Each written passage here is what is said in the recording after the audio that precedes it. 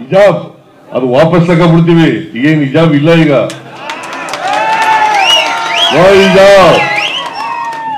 ಹಿಜಾಬ್ ಹಾಕೊಂಡು ಹೋಗ್ಬೋದು. ಈಗ ಗೊತ್ತಾಯ್ತಾ?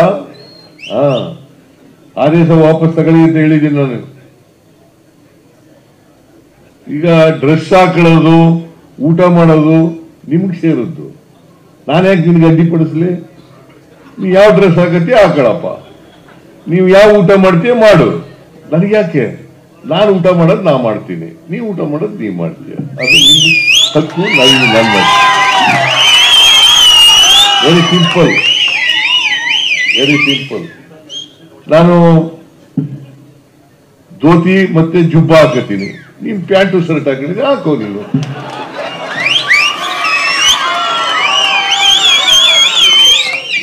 ಅಲ್ವಾ? ತಪ್ಪೇನಿದೆ ಇದರಲ್ಲಿ? ತಪ್ಪೇನಿದೆ? ಅದಕ್ಕೆ ಓಟ್ಗೋಸ್ಕರ ರಾಜಕೀಯ ಮಾಡಬಾರ್ದು. ಓಟ್ಗೋಸ್ಕರ ರಾಜಕೀಯ ಮಾಡಬಾರ್ದು. ನಾವು ಓಟ್ಗೋಸ್ಕರ ರಾಜಕೀಯ ಮಾಡಲ್ಲ. ಈ ಸಮಾಜದಲ್ಲಿರ್ತಕ್ಕಂಥ ಬಡವರು, ದಲಿತರು, ಹಿಂದುಳಿದವರು, ಅಲ್ಪಸಂಖ್ಯಾತರು ಅವ್ರಿಗೆ ನ್ಯಾಯ ಕೊಡ್ಲಿಕ್ಕೋಸ್ಕರವಾಗಿ ನಮ್ಮ ಸರ್ಕಾರ ಕೆಲಸ ಮಾಡ್ತದೆ.